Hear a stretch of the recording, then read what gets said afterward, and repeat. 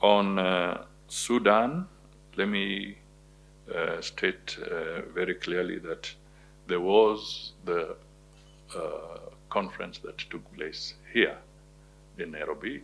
I think they call it the TASISI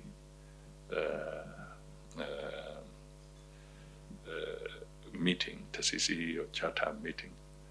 And for the avoidance of doubt, no government of Sudan was declared or formed in Kenya, in Nairobi.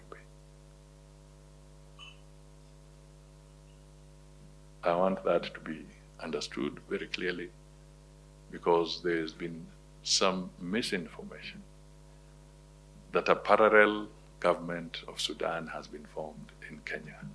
That is not true. And we have had a chance to look at their documentation. There is no such wording of a government being formed in Kenya.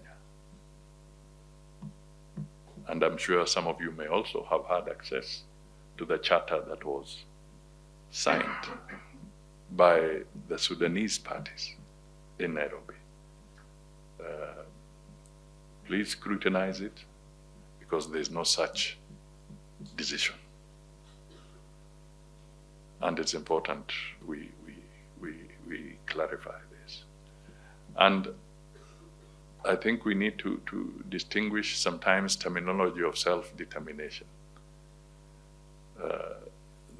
Sometimes self-determination can be seen as fighting for independence and whatever, but in a number of constitutions in the region, the terminology self-determination appears in a number of clauses. I think if you look at the South African Constitution and others, you'll come across this terminology.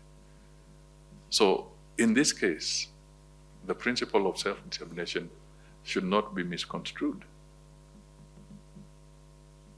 as if Kenya is facilitating a separatist state. We stand for a peaceful Sudan, unified Sudan, one Sudan, and it is important that they get together. Our issue as a country is that we believe in mediation, and there will be different countries from time to time that may have challenges, and Kenya will not shy away from offering an opportunity for peaceful conversations, as we have done in the past for Angola, as we are doing for South Sudan, as we have done for Somalia. We shall continue to encourage that kind of conversation, but we shall not form governments in exile in Nairobi for other countries. Those must be determined by the people themselves. And the debate for Sudan is that it should not be a dialogue of the generals alone. What about the civil society? What about the political parties? What about the other organizations and individuals of Sudan?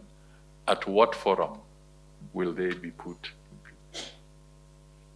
to also have a conversation about their own country?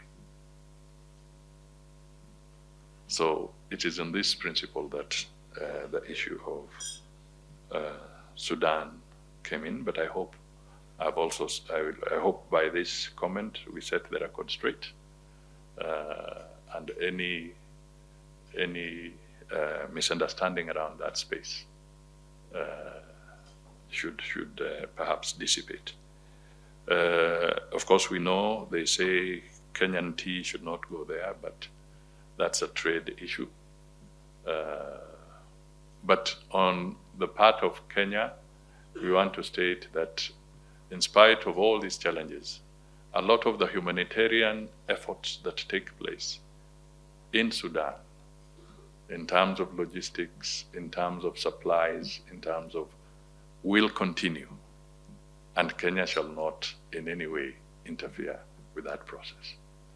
So we are putting our case in good faith. And we shall not interfere. So whatever activities that are humanitarian, that are also in support of the people of Sudan, where there's a serious humanitarian crisis, Kenya will continue to play its role in the international arena to support those efforts.